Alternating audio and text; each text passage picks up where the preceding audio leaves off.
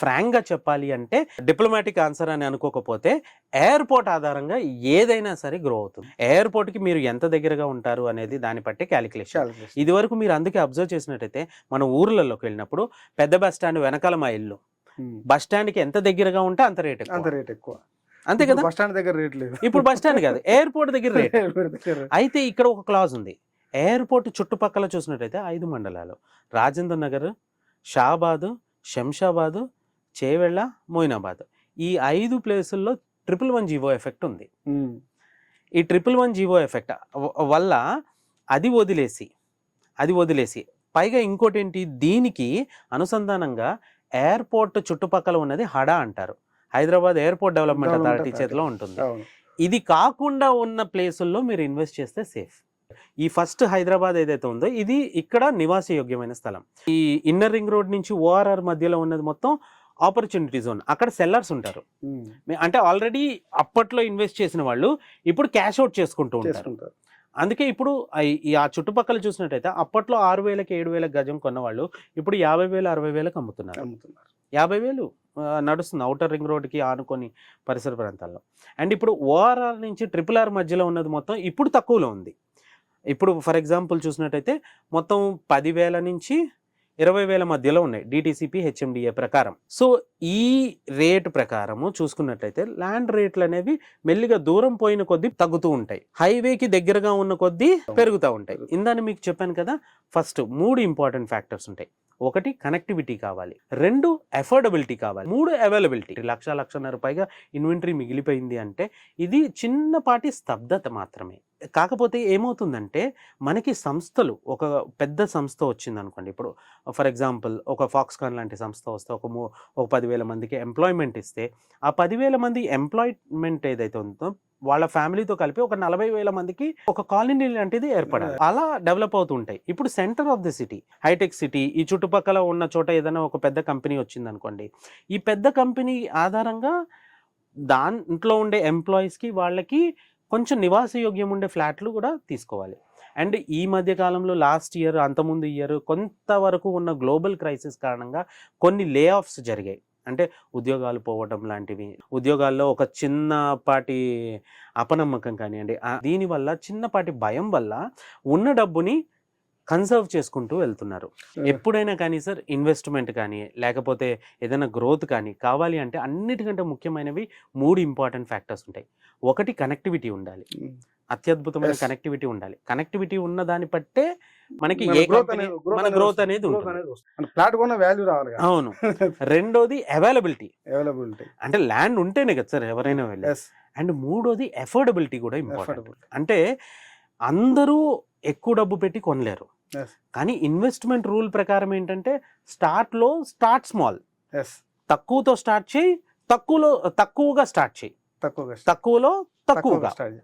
ఎందుకంటే ఇన్వెస్ట్మెంట్ అంటే యంగ్స్టర్స్ ఇప్పుడు ఎవరైతే 25 దాటి కొత్తగా పెళ్ళైన వాళ్ళు, వీళ్ళు ఒక ఇల్లు కొనుక్కోవాలనుకుంటారు, అపార్ట్మెంట్ లాంటి వాటిని కొంటారు, ఫిల్అప్ అవుతాయి.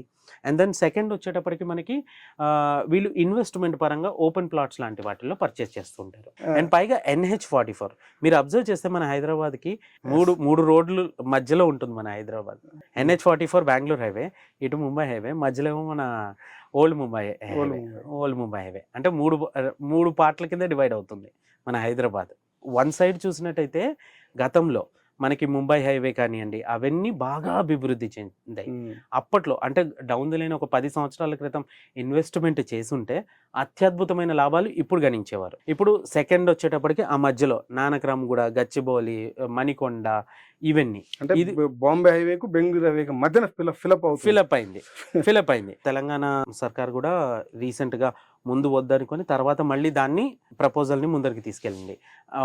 ఇలాంటి సంస్థలు ఇంకా కొన్ని వందలు వస్తున్నాయి. మైక్రోసాఫ్ట్ కావచ్చు, MSN, నాట్కో ఇలాంటివి, గూగుల్లో సంస్థ ఒకటి వస్తుందని చెప్పి ఒకటి ఉంది. ఇలా మల్టీనేషనల్ కంపెనీలు చాలా వరకు మన హైదరాబాద్ని ఇష్టపడుతున్నాయి. దానికి తోడు ఈ ఎయిర్పోర్ట్కి దగ్గరగా, పర్టికులర్గా సౌత్ క్లస్టర్ ఎయిర్పోర్ట్ ఒక 50 కిలోమీటర్ దూరం, 30 నుంచి 50 కిలోమీటర్ల దూరంలో ఉంటే వీళ్ళకి ఏంటంటే ఇంటర్నేషనల్ వాళ్ళు కాబట్టి, MNCలు కాబట్టి, మైక్రోసాఫ్ట్ లాంటి సంస్థకి అక్కడ ఎయిర్పోర్ట్లో దిగటం, అటు వెళ్ళటం, ఇటు రావటం ఈజీ. పైగా ఆల్రెడీ అందులో మైక్రోసాఫ్ట్ డేటా సెంటర్ కూడా నిర్మించేసింది, 80% అయిపోయింది కూడా, 80% అయిపోయింది. 80% అయిపోయింది. అండ్ దీంతో పాటు ఇంకో 3 ల్యాండ్ పార్సల్స్ని పర్చేజ్ చేసింది. దీంతో పాటు అమెజాన్ డేటా సెంటర్ ఉంది అక్కడే.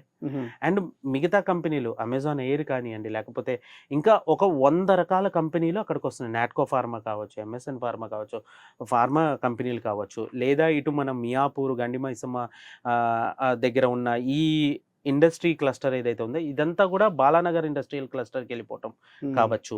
ఇలా ఇండస్ట్రీస్ వెళ్ళిపోవటము అటు సైడ్, అంటే అవుట్ ఆఫ్ ది సిటీకి వెళ్ళటం వల్ల మీకు ఇదంతా సెంటర్ పార్ట్ ఆఫ్ హైదరాబాద్ అంతా వర్టికల్ గ్రోత్ వచ్చింది, ల్యాండ్ తగ్గిపోవటం వల్ల.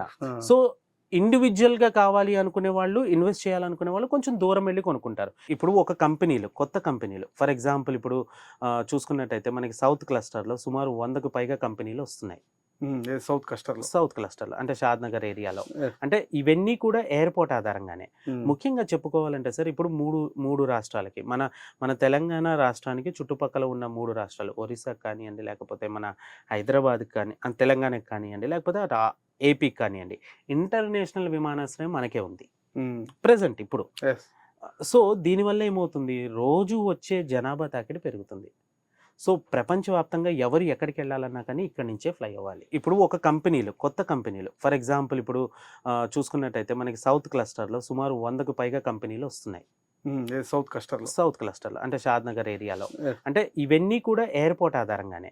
ముఖ్యంగా చెప్పుకోవాలంటే సార్, ఇప్పుడు మూడు రాష్ట్రాలకి, మన తెలంగాణ రాష్ట్రానికి చుట్టుపక్కల ఉన్న 3 రాష్ట్రాలు, ఒరిస్సాకి కానివ్వండి, లేకపోతే మన హైదరాబాద్కి కానీ, తెలంగాణకి కానివ్వండి, లేకపోతే ఏపీకి కానివ్వండి, ఇంటర్నేషనల్ విమానాశ్రయం మనకే ఉంది ప్రెసెంట్ ఇప్పుడు. సో దీనివల్ల ఏమవుతుంది, రోజు వచ్చే జనాభా తాకిడి పెరుగుతుంది. సో ప్రపంచవ్యాప్తంగా ఎవరు ఎక్కడికి వెళ్ళాలన్నా కానీ ఇక్కడి నుంచే ఫ్లై అవ్వాలి. రీజనల్ రింగ్ రోడ్ వరకు జరిగేది మొత్తం హెచ్ఎండిఏ పరిధి, ఆ పైన ఉన్నది మొత్తం రూరల్ డిటిసిపి కానీ rural directorate of town and country planning rural development కింద తీసుకొద్దామని. అంటే దీనివల్ల ఏమవుతుంది, సిస్టమాటిక్ గ్రోత్ అనేది ఒకటి అలవాటు అవుతుంది. రెండోది క్లారిటీ ఉంటుంది. అంటే ఇక్కడ మీరు చూసినట్టు ఓవరాల్గా LIG, MIG, HIG లాగా lower income group, middle income group, hire income group.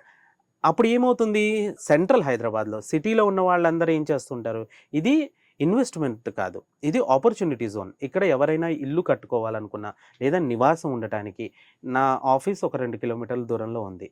So 2 కిలోమీటర్ల దూరంలో ఉంది కాబట్టి దీనికి దగ్గరలో నేను ఒక ఇల్లు కట్టుకొని ఉండాలి కాబట్టి దీన్ని ఇక్కడ నేను ఇల్లు కొనుక్కుంటాను. కానీ ఇన్వెస్ట్మెంట్కి వచ్చేటప్పటికి కొంచెం దూరమైనా సరే నా బడ్జెట్కి తగ్గట్టుగా కొంచెం దూరం వెళ్ళి కొనుక్కుంటాను. 2023లో జరిగిన ఒక సర్వే ప్రకారము మన Hyderabad is most liveable city in the world.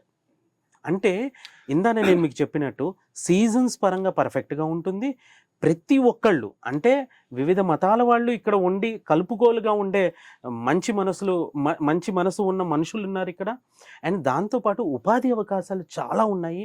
అందుకనే డిస్ట్రిక్ట్స్ నుంచి ఎంతోమంది ఎవ్రీ డే మైగ్రేషన్స్ ఎక్కువ అవుతున్నాయి.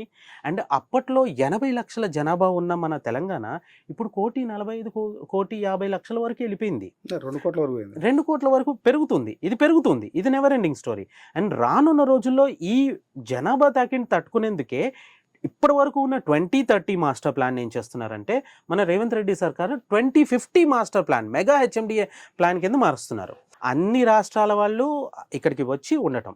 రెండోది, ఇక్కడ అంటే అంతకుముందు ప్రీవియస్గా మనం హైటెక్ సిటీ వచ్చినప్పటి నుంచి చూసినట్టయితే హైదరాబాద్ రోజు రోజుకి మెట్టు ఒక్కొక్క మెట్టు ఎదుగుతూ బాగా డెవలప్ అయింది. ఇప్పుడున్న డెవలప్మెంట్ ఎంత తారాస్థాయికి చేరింది అంటే, ఇందులో భాగంగా ఎన్నో వేల మంది, లక్షల కుటుంబాలు వీటిపైన బతుకుతున్న వాళ్ళు. ఈ నిర్మాణ రంగం పైన రియల్ ఎస్టేట్ కావచ్చు, లేకపోతే అటు నలువైపులా వచ్చిన డెవలప్మెంట్ ఆధారంగా వచ్చిన కంపెనీలలో ఉద్యోగపరంగా ఉండటం వల్ల కావచ్చు. సో దానివల్ల ఏమైందంటే ఓవరాల్గా మనకి ఈ రియల్ ఎస్టేట్ రంగం అనేది పెరుగుతూనే ఉంది. ముఖ్యంగా చూసుకున్నట్టయితే మనకి 4 దిక్కుల, ఈస్ట్, వెస్ట్, సౌత్, నార్త్, ఈ 4 దిక్కుల్లో కూడా మొత్తం ఒక గ్రోత్ కారిడార్స్ అనేది ఎక్సలెంట్గా అభివృద్ధి చేస్తుంది. మన హైదరాబాద్ గురించి చూసినట్టయితే గత 30 సంవత్సరాల చరిత్ర చూసినట్టయితే, రియల్ ఎస్టేట్ చరిత్ర, అసలు హైదరాబాద్లో రియల్ ఎస్టేట్ పెరగడానికి గల కారణాలు ఏంటి అనేది మనం ముందుగా చూడాలి. ముందుగా చూసినట్టయితే దీని ఎకలాజికల్ కండిషన్స్, అంటే ఇదంతా డెక్కన్ ప్లాటూ. సో దానివల్ల మనకి ఎటువంటి ఉపద్రవాలు అనేవి జనరల్గా సునామీ కానివ్వండి, ఎర్త్క్వేక్స్ కానివ్వండి, ఇలాంటివి ఏవి రావు. సో దానివల్ల ఒక సేఫ్టీ అనేది ఉంటుంది. అలాంటి సిటీకి నలువైపులా కూడా ఎక్స్ట్రా ఎక్స్పెన్షన్ కావచ్చు అనేది కూడా ఉంటుంది అనేది. ఎక్సలెంట్. అది ఉమ్. సెకండ్ పార్ట్ వస్తుంది. ఉమ్. జాగ్రఫికల్ కండిషన్స్ అనేవి ఏవైతే ఉన్నాయో ఉమ్. అవన్నీ పర్ఫెక్ట్ గా ఉండటం వల్ల మనకి సీజన్స్ అనేది పర్ఫెక్ట్ గా ఉంటుంది. ఉమ్. ఎండాకాలం ఎండాకాలం లాగానే ఉంటుంది, వర్షాకాలం వర్షాకాలం లాగా, చలికాలం చలికాలం లాగా ఉంటుంది. ఈ సీజన్స్ పర్ఫెక్ట్ గా ఉండటం వల్ల ప్రతి ఒక్కళ్ళు హైదరాబాద్ క్లైమేట్ ని నివాసయోగ్యంగా ఇష్టపడతారు.